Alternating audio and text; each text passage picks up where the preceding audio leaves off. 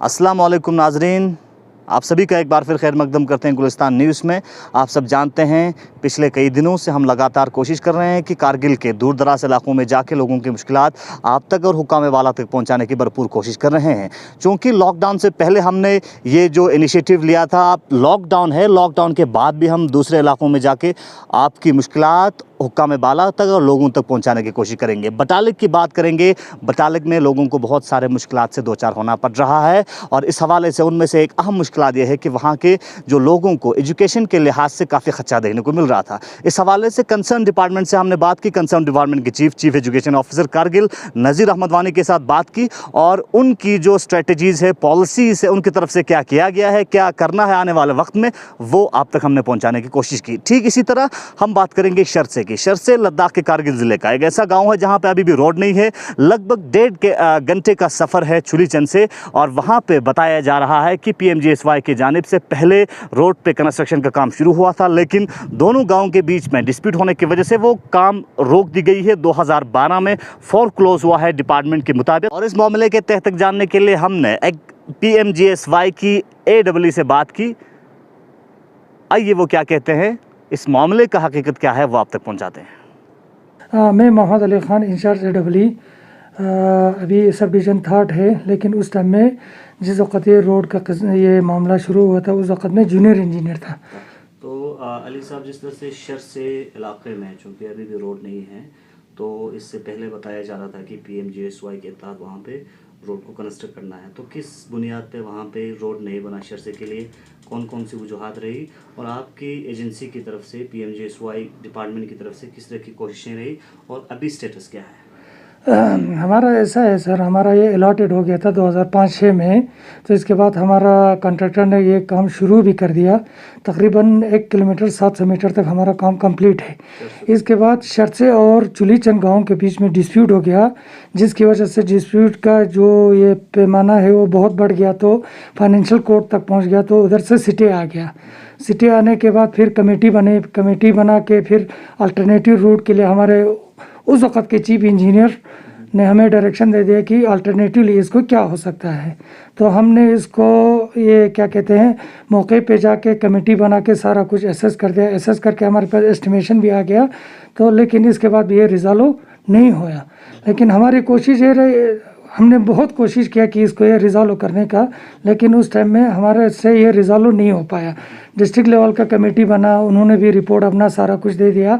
तो उस वक़्त के चीफ इंजीनियर के सामने हमारा कॉन्ट्रैक्टर जाके तकरीबन 2005 से लेकर 2012 तक फिर उसने उधर एप्लीकेशन दे दिया कि अब ये रोड बनने वाला नहीं है, मुझे इस कॉन्ट्रैक्ट से आज़ाद किया जाए। तो उस वक़्त के चीफ इंजीनियर ने इसके कॉन्ट्रैक्ट को क्लोज कर दिया।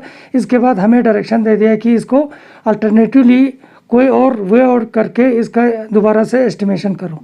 तो हमने उस मुकाम पे ब्लास्टिंग को अवॉइड करके चेजलिंग और रिटेनिंग वॉल का प्रपोजल करके रिवाइज एस्टिमेट बनाया, टेंडर कराया, लेकिन कॉन्ट्रैक्टर का इसमें कोई रिस्पांस नहीं आया, जिसकी वजह से ये जितना हो गया था उधर ही ख़त्म हो गया। इसके बाद हम कुछ नहीं कर पाए। तो डिपार्टमेंट की जानिब से कोई अल्टरनेटिव रूट से इस चीज़ को नहीं ले सकते? अल्टरनेटिव रूट हमारा तो होता नहीं है सर, क्योंकि अल्टरनेटिव रूट PMGSY में एक रूट मुअय्यन होता है और DPR भी उसी हिसाब से अप्रूव्ड होता है। अल्टरनेटिव रूट के पास रूट करने का हमारे पास कोई ऑप्शन नहीं था। लेकिन जब हमारे हाजी इनायत अली जब चेयरमैन थे, उन्होंने साइट विज़िट किया, लोगों के सामने बोला था कि इसको अल्टरनेटिवली सिल्मोग्रोंग से लेके इसको कनेक्ट किया जाएगा, जो CRF या लैंग्वेजिंग में इन्होंने प्रपोजल दिया था RNB करगिल को। इसके बाद हमारा तो क्लोज हो गया। तो उस मौके पे हमने बोला था कि हमारा ये प्रोजेक्ट जो हमने क्लोज कर दिया है। तो इन द मीन टाइम उसी वक्त हमारे पास स्टेज सेकंड का भी सेंक्शन आया, जो हमने लिखा था कि ये डिसेंक्शन किया जाए।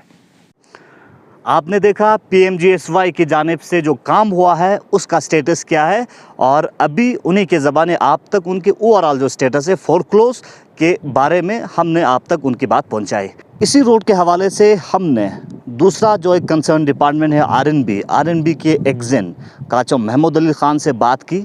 उनकी तरफ से क्या बातें बताई गई इस रोड के हवाले से, इस रोड की स्टेटस क्या है, वो आप तक सुनवाते हैं और साथ ही साथ एक खुशखबरी है उस इलाके के लोगों के लिए। हमने इसलिए काफ़ी साल से ये रोड रुका हुआ है। उनका जायज़ मांग है कि आज के डेट में उनको बिल्कुल चलने के लिए कोई वो रोड है नहीं और काफ़ी ऊंचाई पर भी है। इसकी वजह से उनको तो ज़रूरी है कि वहाँ पे कोई ना कोई रोड होना चाहिए। तो ये बात हमने डिस्ट्रिक्ट एडमिनिस्ट्रेशन से भी उठाया था, तो वर्दी डीसी साहब ने भी हमें काफ़ी इंश्योरेंस दिया था कि वो दो गाँवों का ये मसला हल करके हमें वहाँ से रोड के लिए छोड़ देंगे। दूसरा एक हमारा सीसी साहब भी काफ़ी पर्टिकुलर है इस रोड के लिए, तो उनके कहने पे हमने और एक प्रोजेक्ट बनाया है जो अभी सिर्फ सिल्मो से लेके वो सिर्फ सीधा शहर से चला जाएगा, जिसका लंबाई कोई 9.5 किलोमीटर है। तो उसको हमने जो ही हमारा ये स्पेशल डेवलपमेंट पैकेज का ये प्रोग्राम आ गया, जब यूटी बनने के बाद हमने इसको उसमें रिफ्लेक्ट किया था। उसमें ऑलरेडी ये अप्रूव हो चुका है, मगर अभी तक गो अहेड करके कोई हमें लेटर नहीं आया, क्योंकि हालात भी आजकल के हालात आपको पता है, जिसकी वजह से अभी तक कोई काम स्टार्ट नहीं हुआ।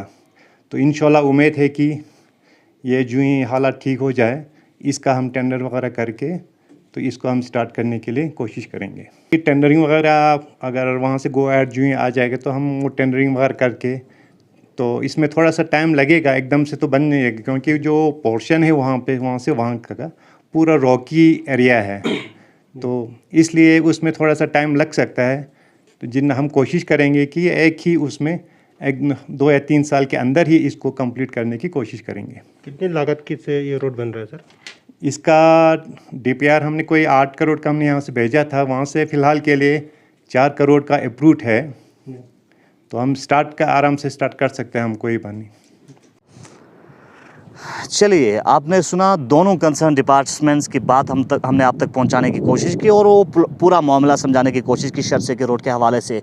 और चूँकि जब हमने एक्जेन आरएनबी से बात की तो उनकी तरफ से एक राहत की और बड़ी खबर शर्से के अवाम के लिए आ रहे हैं, वो ये कि शर्से के लिए अब आने वाले वक्त में माना जा रहा है कि रोड बनने जा रहे हैं अल्टरनेटिव रूट से।